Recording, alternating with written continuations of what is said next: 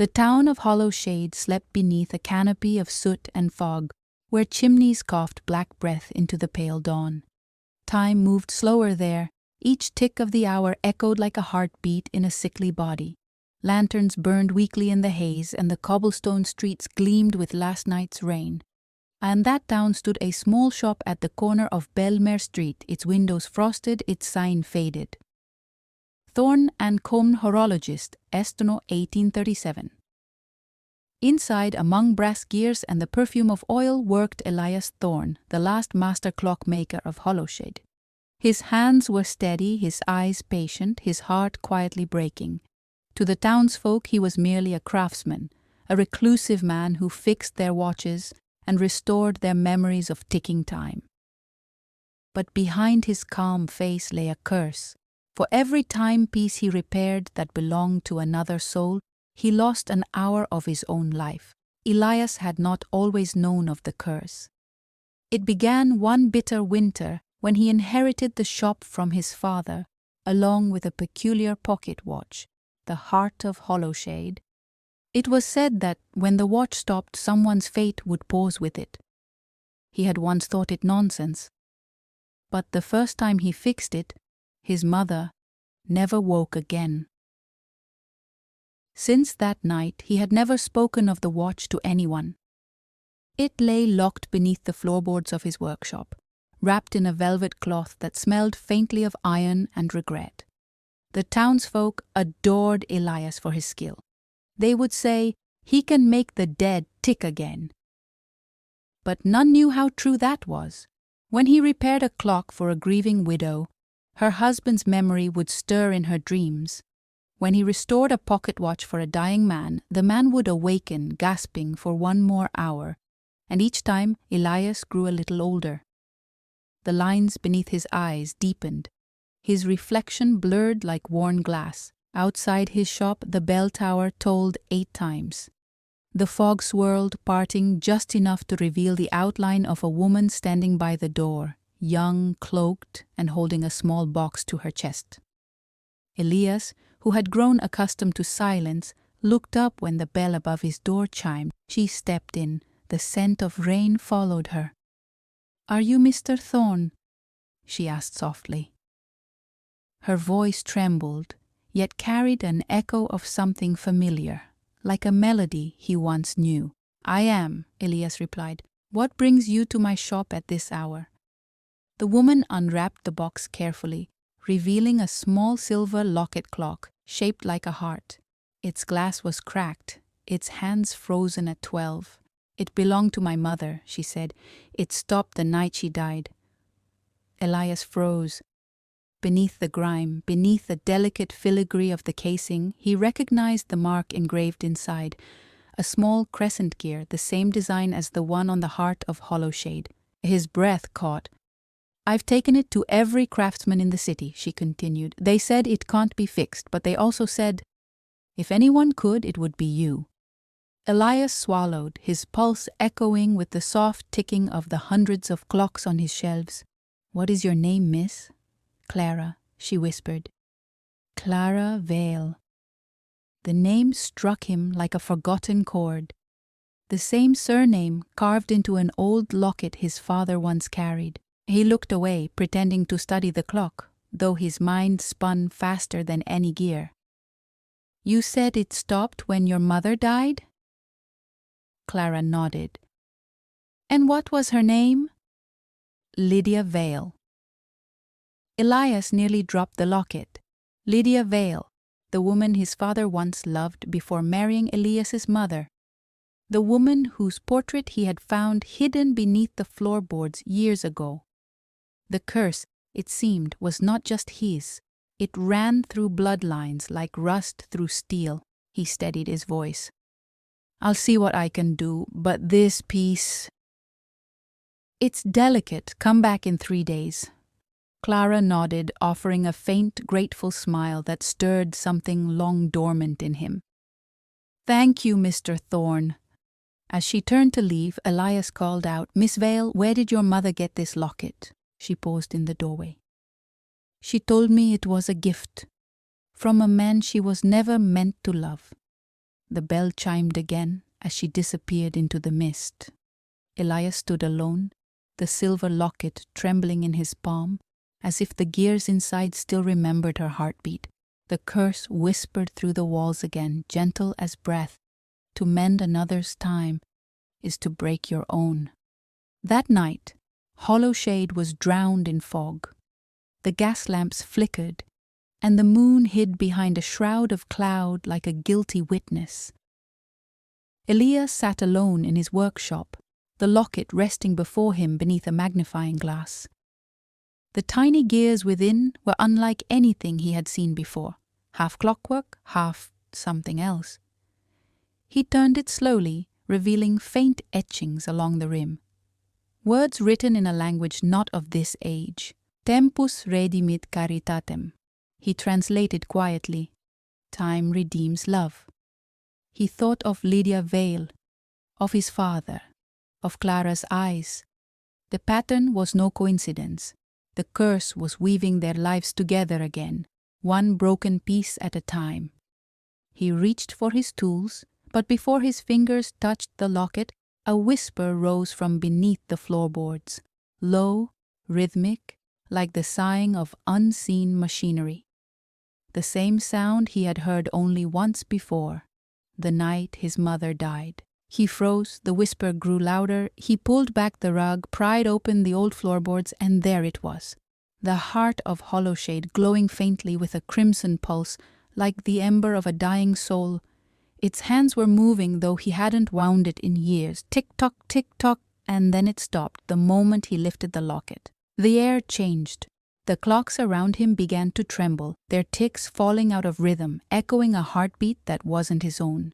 He felt time itself leaning closer, listening. He placed the silver locket beside the cursed watch. For a moment, the two pieces hummed in harmony. Then a thin line of light connected them, gear to gear, heart to heart, and Elias understood. They were halves of the same mechanism. One gave time, the other took it. He recoiled, horrified, his father's love for Lydia, his mother's death, his own aging, Clara's arrival. It was all part of the same cruel design. The whisper beneath the floorboard spoke again, clearer now. To undo what's lost, another must be bound. And as Elias stared into the light, he felt something stir within him. A memory, perhaps not his own. A man's hand offering the same locket to a woman beneath a blood-red moon. A promise whispered, "Even if time forgets us, my clocks never will." The fog returned each evening to Hollowshade like an old secret. Elias kept his lamps burning long past midnight, the silver locket open on his bench. The gears inside were motionless, yet he felt a pulse beneath the metal, as though the locket itself were breathing. 3 nights passed. On the 4th, the doorbell chimed. Clara stood there again, her cloak damp from the drizzle. "You've been working all this time?" she asked. Elias nodded. "I couldn't sleep." He hesitated before adding, "There's something about this piece, Miss Vale. It isn't ordinary craft." Clara stepped closer, her gaze drawn to the shimmer of brass and glass. "My mother used to say the locket had a soul," she murmured. "That when it ticked, it remembered love." Elias almost smiled. "Perhaps it remembers too much." They spoke little after that. The shop was filled with the quiet hum of nearby clocks, each one marking a different heartbeat. Elias adjusted the magnifier over his eye, peering into the mechanism. "See here," he said softly. "There's a missing gear, smaller than the head of a pin. Without it, time cannot move forward. And if it's replaced?" He looked at her, really looked at her, and something deep in his chest answered before his mind could form the words. Then something lost might move again. Clara's fingers brushed the edge of the bench. "Can you fix it?" He didn't answer. Instead, he turned away, opening a drawer lined with hundreds of tiny gears. All of them glimmered differently under the lamplight, some copper, some silver, one faintly golden. His father used to call them hearts of time. Elias picked one at random, held it near the locket, and felt the faintest tug, as though the locket recognized the piece that belonged to it. He pressed it gently into place. The gear clicked. A single tick echoed through the room. Clara gasped. Elias froze. The locket began to move again, each tick slow and deliberate, like the first beats of a waking heart. The hands crawled forward 1 second, 2, and then stopped. A faint light pulsed behind the glass. Clara touched her chest, startled. "It's warm." Elias's breath caught. "You shouldn't." But before he could finish, a faint shimmer spread across her skin, tracing delicate patterns along her wrist, like silver veins glowing beneath the flesh. The glow faded almost instantly, leaving only silence and Clara's frightened eyes. "What did you do to me?" she whispered. I don't know," Elias said. Yet deep inside he did know. The locket had chosen her. It had given her a fragment of the time it stole from him. He stumbled back, dizzy. The room swayed. His reflection in the window looked older again, his hair a shade paler, his shoulders heavier. Every repair, every act of kindness, every moment he borrowed for another, it all came at his expense, Clara noticed. "You look ill." "I'm fine," he lied. "It's only the fumes." But the clocks around them began to whisper again, faint murmurs overlapping in a metallic chorus. The nearest clock struck 1, then another followed, though it wasn't yet the hour. The entire shop seemed to tremble with the rhythm of invisible gears turning somewhere beneath the world. Clara clutched the locket to her heart. "They sound afraid." "They're warning us," Elias said, his voice hoarse. "Time has rules. We just broke one." The whispers grew louder until a single word separated from the noise, clear, almost human. "Trade." The lamps flickered out. Darkness consumed the shop except for the glow of the locket. Clara turned toward Elias, her face illuminated in soft silver light. "Trade what?" Elias's voice was barely a breath. "A life for a life." Outside, the bell tower struck once, though no one had wound it in decades. The night after the locket stirred, Hollowshade changed. Rain had always fallen softly here, but now it fell like ash. Each drop seemed slower, as though the air itself had thickened. Elias watched it through the window of his shop, a dark silhouette against the lamplight, his breath clouding the glass. Every clock on his shelves ticked out of rhythm. Yet somehow the mismatched sounds formed a single pulse.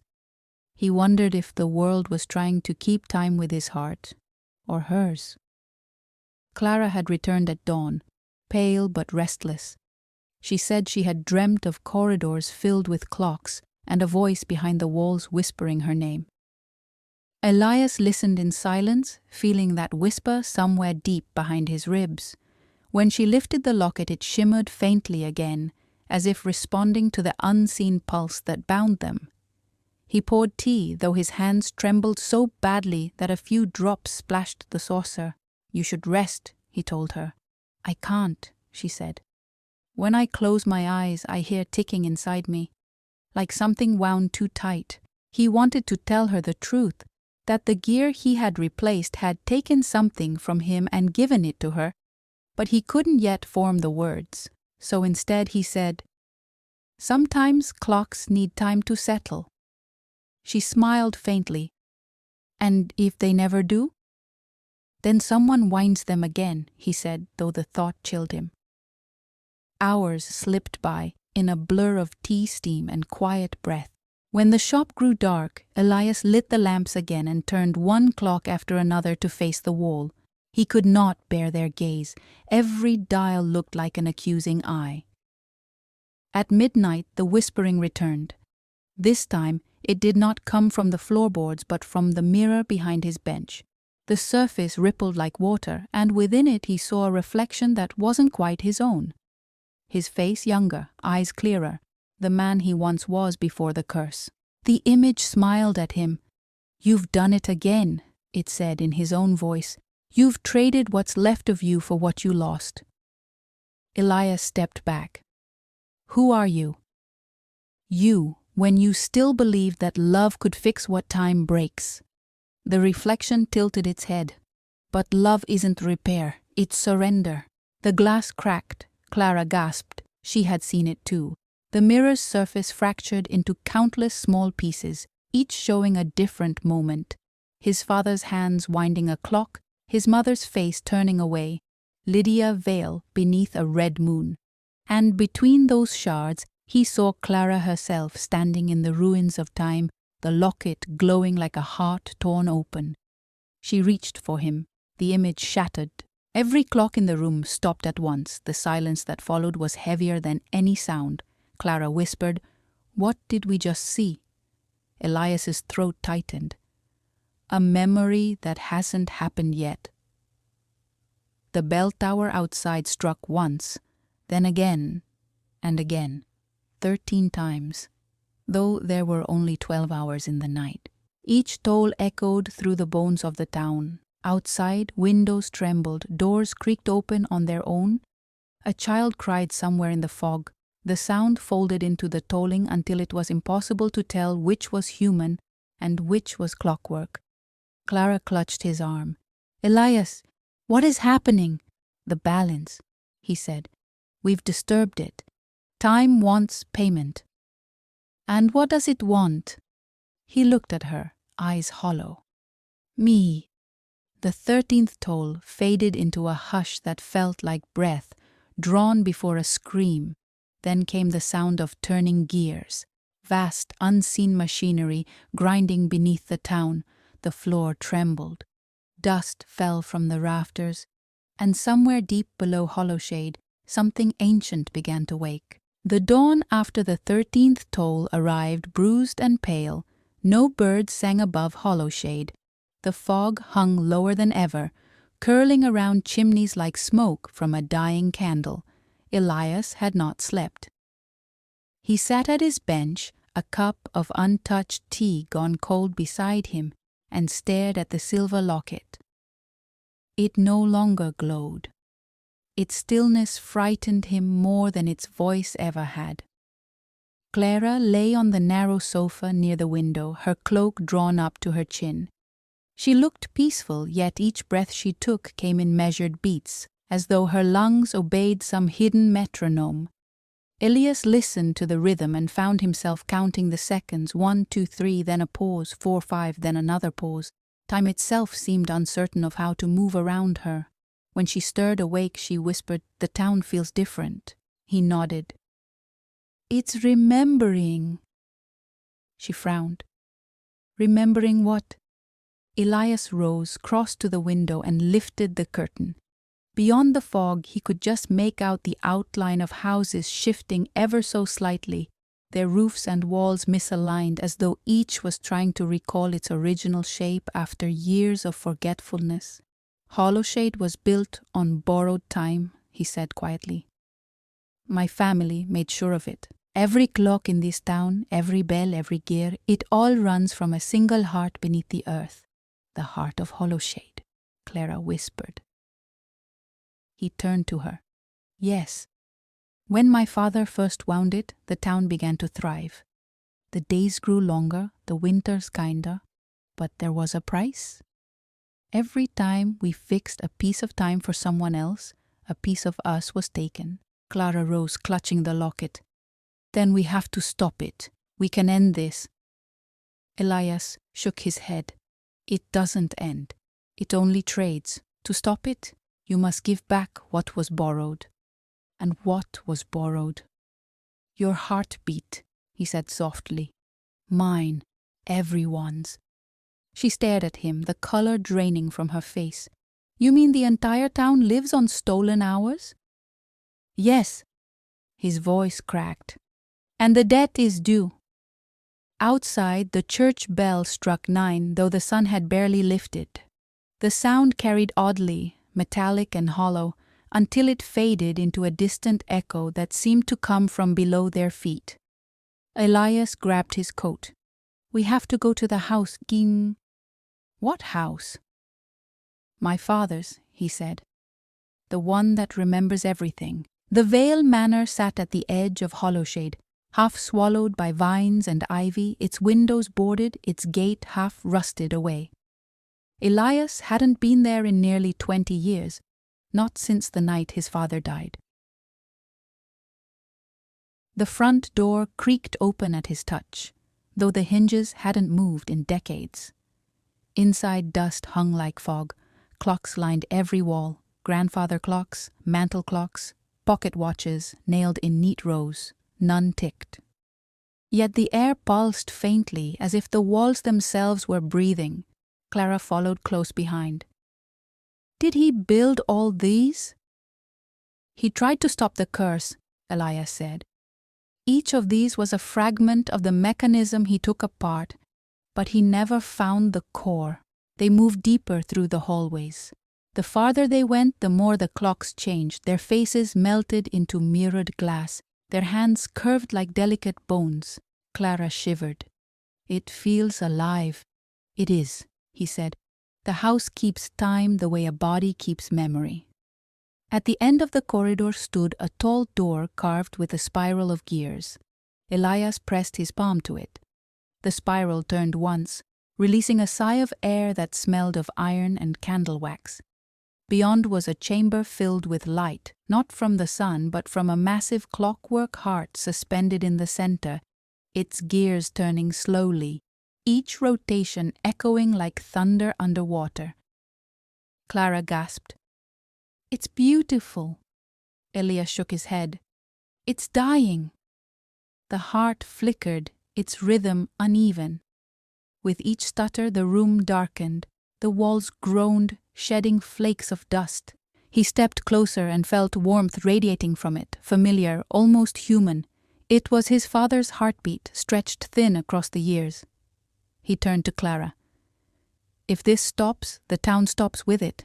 Then fix it." He looked at her weary. "You know what that means." Clara hesitated. The locket around her neck ticked once, faintly, as if answering him. Elias reached out and touched the clockwork heart. A jolt of heat ran up his arm. Images flooded his mind. His father winding the first gear. Lydia Vale smiling beneath lamplight, the two of them whispering promises to defy time itself. Then, the moment the curse took hold, the gears binding to their blood, their lives threaded into the mechanism. He staggered back. "My father didn't build a clock," he murmured. "He built a tomb." Clara's eyes filled with tears. "Then what are we, Elias?" He met her gaze. "We're what's left when time forgets to end." The ground shuddered. A deep chime rolled through the house, followed by the faint cry of the town's bell tower answering in the distance. The two sounds merged, and suddenly Elias knew. The heart beneath Hollowshade was waking completely. He turned to Clara. "If the 13th toll began it, the 14th will finish it. We have one night." "What happens then?" she asked. "The house stops remembering," he said, voice low. "And when memory ends, so does time." Night came softly over Hollowshade, as though afraid to touch what still remained. The streets lay empty, wrapped in mist. Lamps flickered like half-remembered thoughts. And somewhere deep beneath the town, the ancient gears began to turn again. Elias and Clara stood in the manor's courtyard, the air around them humming faintly. The sky above pulsed with strange light, soft, silver, as though the moon itself were beating in time with the heart below. Clara clutched the locket. "It's calling," she whispered. Elias nodded. "It knows we've come this far. It won't let us leave now." He stepped toward the manor door again, but something stopped him, a shadow on the threshold, tall and still. When it moved, the motion was not quite human, as if time itself were walking in borrowed flesh. "Elias Vale," the figure said, voice like chimes underwater. "You wound what should have been left unwound." Clara took a step back. "Who are you?" The figure smiled faintly. "I am what your clocks feared to measure. The moment after the last..." Elias felt the words twist in his chest. The 14th toll. The being inclined its head. You remember me. He had, though only in dreams, shadows of his father whispering that no timepiece should ever strike more than 12, for the 13th was for the lost, and the 14th for those who dared follow them. Clara whispered, "What do you want?" "To finish what was begun," the being said, "to collect what was borrowed." Elias took a breath, his hand trembling as he held out the locket. "Then take me. Leave her."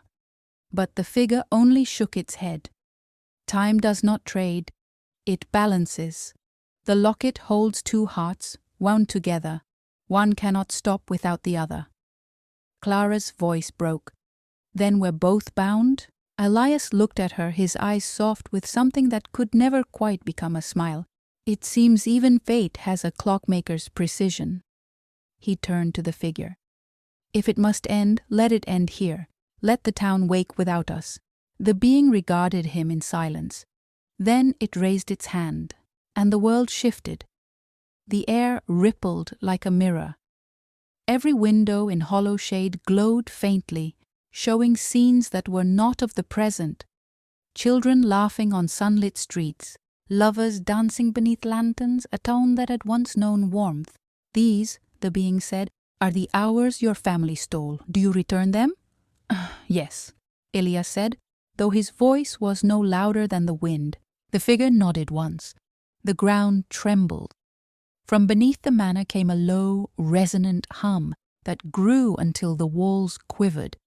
Dust fell like snow. The clocks hanging in the corridors began to tick again, slowly, then faster, each beat joining a growing chorus. Clara clutched Elias's arm. "It's waking!" He looked at her, calm now. "No, it's remembering." The heart beneath hollow shade gave one final thunderous pulse. The sound rolled through the night, shaking the sky itself. The 14th toll had begun. The town froze. Every flame, every sound, every motion hung suspended as if painted on air. Elias felt the world tilt, and for a brief, fragile moment he saw it. Hollow shade, not as it was, but as it had once been. His father laughing, Lydia turning in a garden of glass, and himself as a boy holding a watch that had never truly stopped. He turned to Clara. "Do you hear it?" Tears shimmered in her eyes. "Yes, it's beautiful." Then she smiled, faintly, almost dreamlike. "Elias, will they remember us?" He took her hand, the gears beneath them roaring louder, the light growing too bright to bear. "They will remember the hour," he said, "and that will be enough." And as the 14th toll rang its final note, the sound folded inward, pulling the manor, the town, and every clock into silence. When the mist cleared at dawn, Hollowshade still stood, but it was empty. The clocks had stopped. The air was still, and on the bench inside the clockmaker's shop lay a single silver locket, its lid open, its hands frozen at 14. The road to Hollowshade no longer appeared on maps.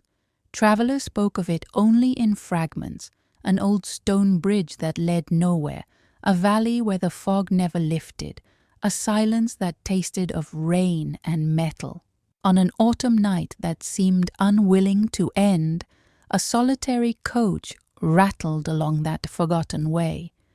The horses' hooves struck the cobblestones with weary rhythm, as though counting time for no one in particular. Inside sat a young historian named Lucian Arden, wrapped in a threadbare coat, a notebook balanced on his knee. He had been chasing a rumor, a vanished town whose clocks once ruled the hours of the whole county. It was said that every watch, every bell, every heartbeat within 50 miles had once followed the rhythm of Hollowshade's great tower, until the night all its time stopped at once. Lucian's candle flickered. He turned another page, tracing the ink of an old letter found in a library cellar. "If ever you hear the 14th toll, do not listen for the 15th. The words had been signed E. Vale, dated nearly 70 years before. Outside, the fog thickened. The driver muttered a curse, for the road ahead dissolved into silver haze. Then, quite suddenly, the horses halted. Lucien leaned out, peering through the curtain. Before them stood an archway of iron and stone, half swallowed by ivy. The sign above it, though weathered, still bore a name, Hollowshade. Lucien stepped down, boots crunching on wet leaves. The air here felt different, slower, as if each breath passed through centuries before reaching him. He held up his lantern. Beyond the arch stretched a street of shuttered windows and crooked chimneys, all dusted with dew. No birds called. No clock ticked. He took one cautious step forward. The echo of it came back too late. Lucien's heartbeat quickened. "Just the valley air," he whispered, though even his own voice seemed uncertain of that. He walked deeper into the town. Every few paces he saw the faint outline of gears carved into door frames or rusted pendulums hanging where lamps should have been. The mist drifted between them like a living thing, carrying the faint scent of oil and lilies. When he reached the square, he stopped. There, rising from the center like a monument to silence, stood the clock tower. Its face was cracked, the hands broken clean away. Yet the air around it hummed softly, as if remembering the weight of sound. Lucien wrote in his notebook, "Tower intact, mechanism dormant, possible resonance in air pressure, unexplained." He closed the book, meaning to return to the coach. But the road behind him had vanished into fog. Only the tower remained clear, as though the town itself wished to keep him. A chill ran through him then, not of cold, but of recognition, for faintly, just faintly, he heard a click like the winding of a key, and beneath it a voice, so soft it might have been the wind. Someone must keep the hour. Lucien turned slowly toward the sound. The square was empty, only mist shifting against stone.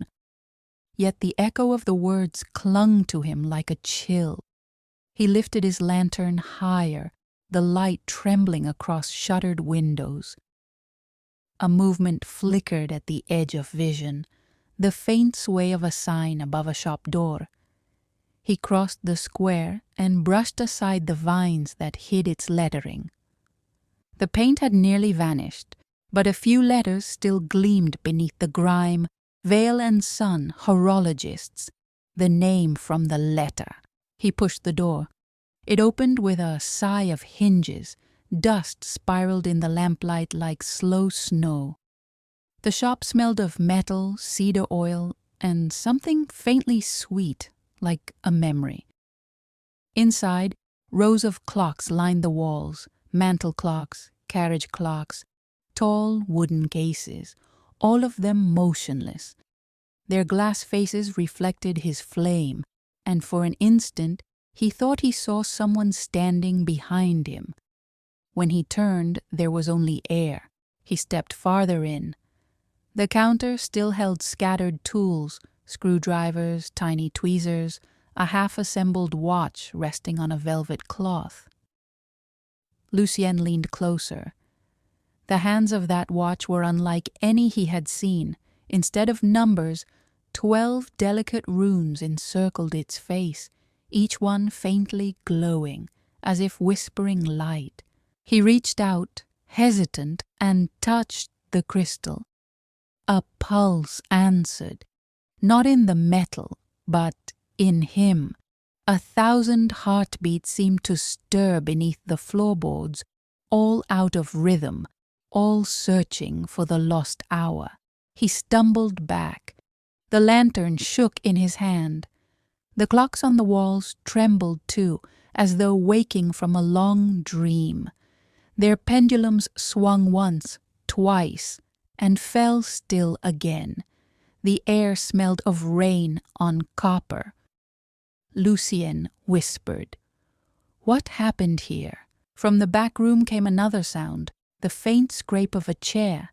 He froze. Someone, or something, was there.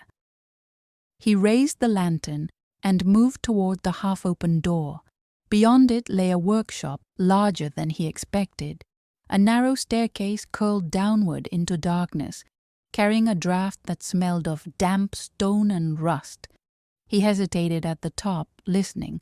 A steady drip echoed below, like water falling on metal. Between drips, he thought he heard breathing.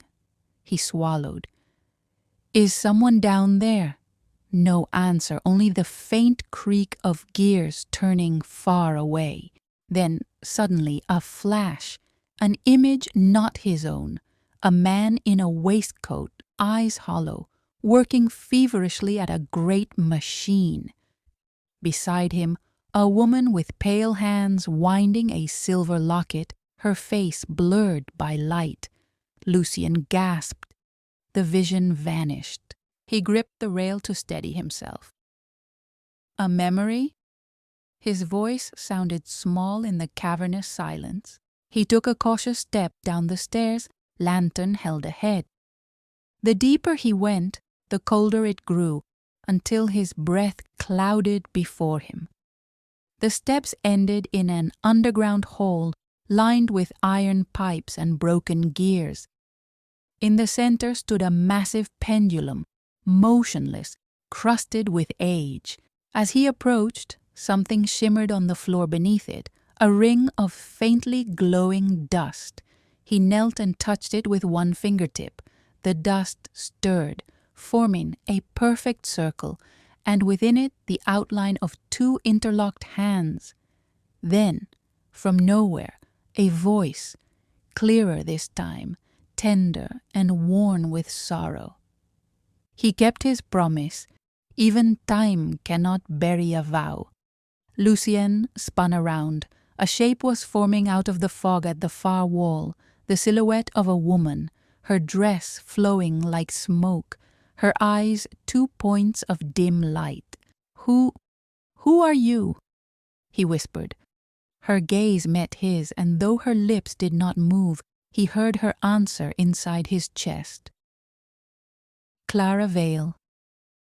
The lantern flickered once and went out. Lucien froze, the dark pressing close around him. The fog that clung to the walls seemed to breathe. Somewhere above, one of the sleeping clocks gave a faint metallic sigh, as if turning in its dreams. He struck the lantern again. A weak flame rose, trembling. The shape of the woman remained, half light, half shadow. The glow from his lamp passed through her as though through dust in sunlight, scattering in faint lines that traced the outline of her face. "Clara Vale," he said softly. The name tasted strange, like a word not meant for the living. The figure inclined her head. Her expression carried the sadness of a melody forgotten halfway through. Lucien forced his voice steady. "You're real?" A faint smile touched the ghost's mouth. "I was." He tried again. You and Elias Vale built this clock." Her eyes drifted to the great pendulum above them. "He built the heart. I wound it with mine." Lucien's hand shook. "The heart of the town?" Clara nodded slowly. Every house, every hour, every breath turned with it. When he stopped, so did Hollowshade. The lantern hissed as the flame fought the damp. Shadows bent across the gears like the hands of a giant clock. Lucien took a step nearer. "And you, how are you here now?" Her gaze softened. "Because he listened when time asked for silence. He gave the hours back. I remain to remember what was lost." She reached out, and the air grew cold enough to sting. "The dream has begun again, stranger. The tower is stirring. You must leave before the second waking. Lucien's breath quickened. The second waking? What is that? But the fog thickened around her, swallowing her voice. The pendulum gave a low groan and swung once, scattering dust. Clara's image wavered. He will return when the 15th bell rings. Then she was gone. Only the faint scent of lilies remained. Lucien stood motionless, the words echoing in his mind. The 15th bell. He remembered the warning in the old letter, never to listen for it. The lantern light caught on something beside the circle of dust, a silver locket half buried in the grime. He picked it up, wiping away the soot. Inside, 2 clock hands were crossed like a pair of broken wings, frozen at 14. His pulse hammered. The same symbol had been drawn in the margins of the letter. He turned toward the stairs, meaning to flee, but the way was gone. In its place stretched a corridor of stone, lined with mirrors. Each mirror reflected a different time: morning, dusk, rain, snow, scenes of the same square above. And in one of them he saw himself, standing where he was now. But behind his reflection stood a man with a watch chain and eyes like mercury. Lucien spun around. The space behind him was empty. When he looked back at the mirror, the man was gone. He felt suddenly that he was being observed, not by a person but by the town itself. The pipes sighed. The gears whispered. Something unseen was adjusting, waiting. The lantern sputtered again, flame dwindling to an ember. Just before it went dark, Lucien heard a whisper close to his ear, neither male nor female, but the voice of the mechanism itself. "Keep the hour, or the hour will keep you." Then the light died, and Hollowshade took a slow mechanical breath. Night had deepened into something heavier than silence. The mist no longer drifted lazily. It curled with purpose, like a living thing reclaiming its territory. Lucien moved through it carefully, the hem of his long coat damp with dew, his breath ghosting in the cold air. Every step seemed to stir faint echoes, whispers that were not quite sound, names that were not quite remembered. He followed the faint glimmer of the lantern's light as though it were a fragile tether to sanity. The forest of Hollowshade, once a place of beauty and laughter, had become a labyrinth of decay. The trees bent toward him as if in mourning, their skeletal branches touching like clasped hands over forgotten graves. Somewhere in the darkness an owl cried, long, low, sorrowful, the sound of something old watching. Lucien paused by a weathered statue half buried in roots, a woman carved in marble, her hands outstretched as though pleading to the heavens. Moss grew where her eyes should have been. He brushed the stone with gloved fingers, and a chill ran through him so sharply it made him gasp. For just a heartbeat, the statue seemed to breathe. And he heard a whisper. "The hour has not ended, Lucien. It only sleeps." He stumbled back, his heart hammering in his chest. The voice was familiar, not in tone but in ache, that same ache that had lived in him since her death. Evelyn. The name hovered on his lips, but dissolved into the mist before he could speak it aloud. The forest, as if sensing his thought, rustled softly, leaves trembling in answer. He pressed on, deeper into the woods, where the air grew colder and the earth turned to black glass beneath his boots. Strange lights flickered between the trees, faint, bluish-white, like reflections of stars that had lost their way. The stillness broke only by the sound of water nearby. He followed it until he came upon a stream, silver as mercury, winding through the undergrowth. It whispered secrets to the stones.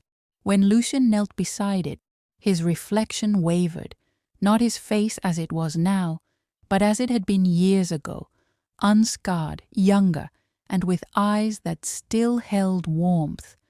But there was something else in the reflection, a second figure standing just behind him. He turned swiftly. Nothing, only mist and moonlight. "You shouldn't have come back," said a voice. It was quiet, almost fragile, but it struck him harder than thunder.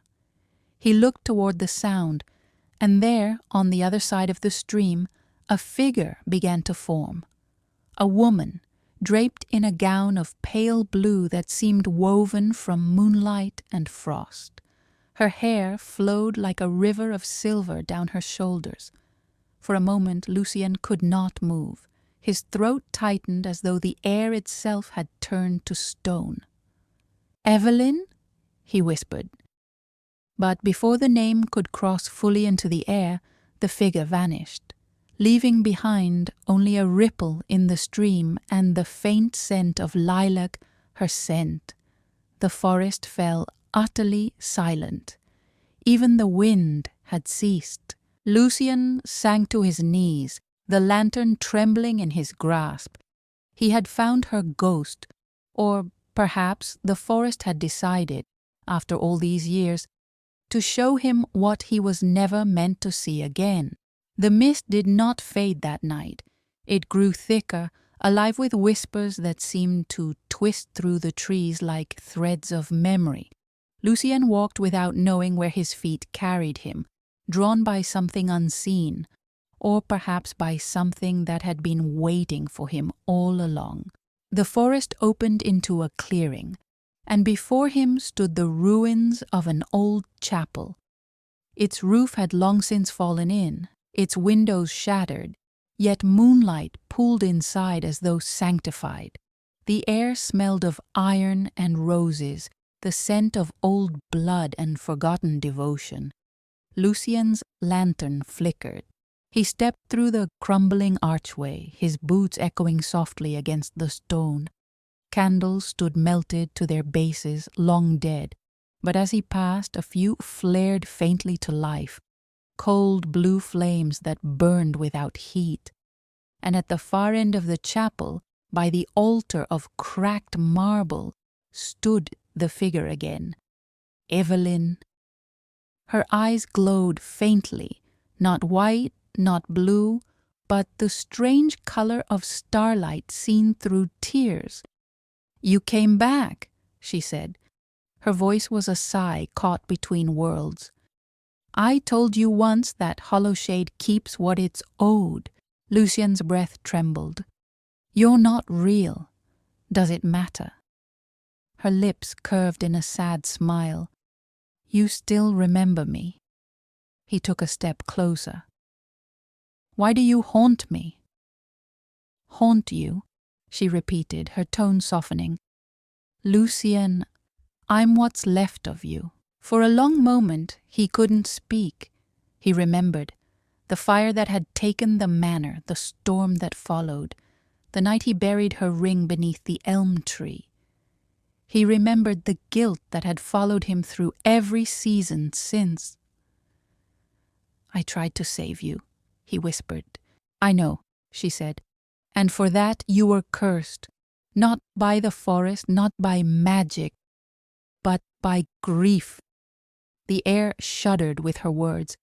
Behind her, the chapel's walls seemed to ripple like water. The moonlight wavered, turning crimson at its edges. Lucian took another step forward, and the ground beneath his feet cracked. The reflection of the chapel in the puddles below began to move, not with his motion, but on its own. The reflected Evelyn smiled differently, cruelly, her eyes hollow and black. He froze. "What is that?" "The truth," she said. "What grief makes of love." The reflection reached out from the puddle, a pale hand dripping with shadow, grasping for Lucien's ankle. He stumbled back, heart racing, as Evelyn's voice grew distant. "You must face what you buried." The ground split open, and he fell, down through darkness that smelled of damp earth and memory. When he opened his eyes again, he was no longer in the chapel. He stood in a corridor of mirrors, endless and silent. Each mirror showed a different version of him, younger, older, laughing, crying, all whispering the same word: Evelyn. And in the very last mirror, she stood beside him, alive, warm, human. Her hand reached toward his, her eyes full of everything they had lost. "Do you remember the promise?" she asked softly. Lucien nodded, tears breaking free. "Until the last star fades," she smiled. "Then why did you let me die alone?" The words struck him harder than any blade. The mirrors shattered all at once, raining shards of memory around him. He fell to his knees, covering his face. "I didn't let you die," he whispered. "I was too late." Silence. Then a hand touched his shoulder, cool, gentle, and familiar. "You can still find me," she whispered, "but not in light." When he lifted his head, she was gone again. Only her reflection remained, flickering faintly in a single surviving shard. And somewhere in the darkness beyond, something else began to stir. Something old, bound, and waiting. The forest had given him her ghost, but it had not yet revealed its price. The wind in Hollowshade turned hollow that night, like a sigh through the ribs of something ancient. Lucien stood alone among the fallen mirrors, the air humming faintly around him. The fragment that still held Evelyn's reflection pulsed with a dim silver glow, as if it were alive, smooth. But beneath it, he could feel a faint heartbeat. Her heartbeat, a whisper, trembled from within the shard. "Do you still love me, Lucien?" He closed his eyes. "Even if it damns me." Then the mirror bled light, thin ribbons of it unfurling into the dark corridor. They twisted, forming a path that led somewhere unseen. Lucien followed, each step heavier than the last, until the air itself seemed to thicken with sorrow. The path ended in a circular clearing. The moon hovered low and heavy, as though watching. In the center stood a great tree, older than the ruins, its roots tangled with bones and forgotten relics. At its base, something gleamed faintly. Evelyn's ring. The same one he had buried years ago. When he bent to pick it up, a voice, not Evelyn's this time, spoke from the shadows. "You return what was never yours to take." Lucien turned sharply. From behind the tree, a figure emerged, cloaked in twilight, neither man nor woman, its eyes endless as the void between stars. "I came to free her," Lucien said, though his voice trembled. "Free?" The figure's tone was like a rustle of dead leaves. "You made a promise sealed in the heartwood of this forest. Love was your offering, eternity was her price." Lucien shook his head. "No, I didn't." "You did," the being interrupted, "on the night she died, when you begged the forest to give her back." And suddenly the memory returned. The fire, the rain, his blood on the soil. He had fallen to his knees beside her body and whispered to the storm, "Take me instead.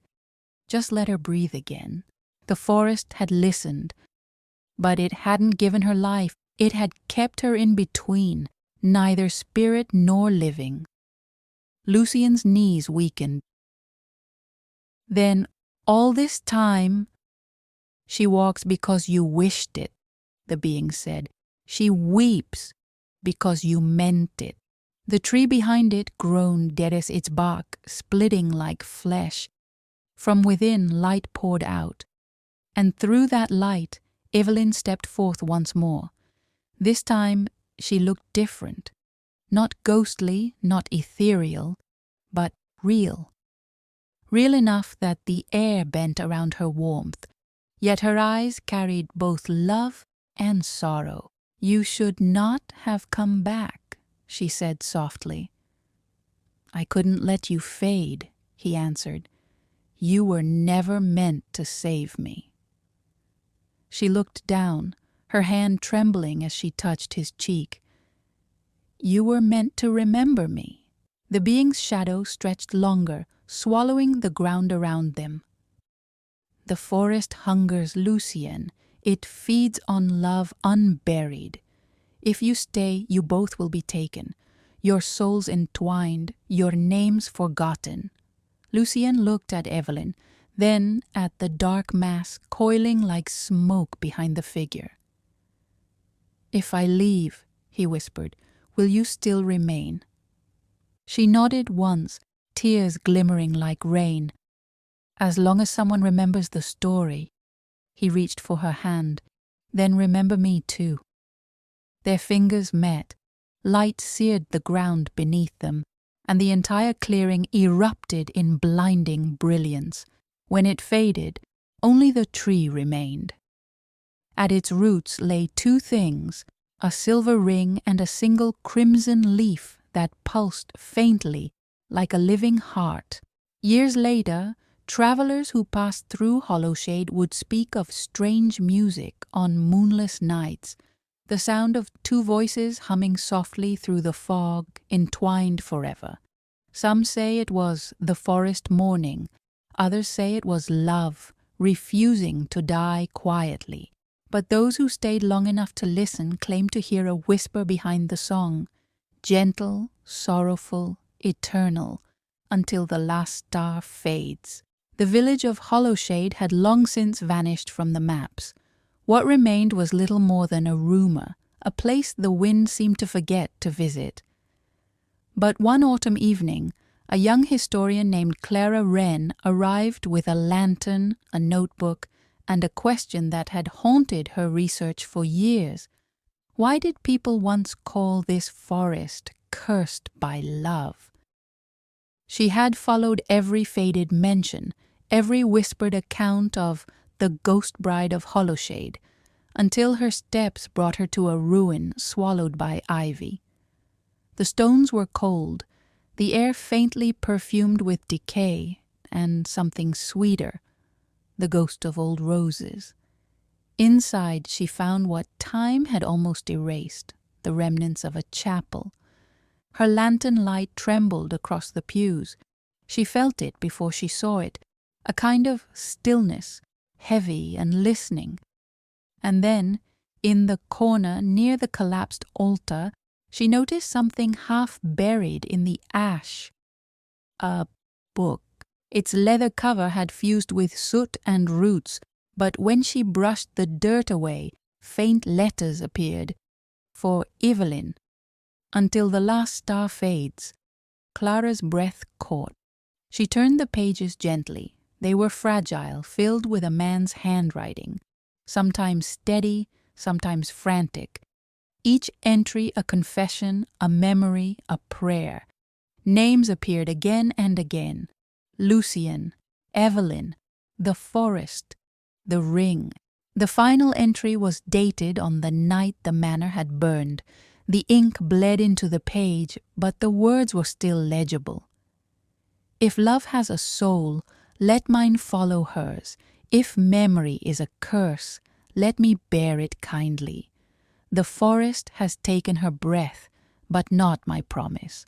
As Clara read, the air around her seemed to shift. The chill deepened, but not cruelly, almost as if something unseen had drawn closer. She turned one more page and found a pressed crimson leaf, veins faintly glowing beneath its surface. For a moment, she thought she heard something, a soft hum, two voices intertwined, echoing from nowhere and everywhere. She looked up, her lantern trembling. "Hello?" The song faded into silence. Only then did she notice it.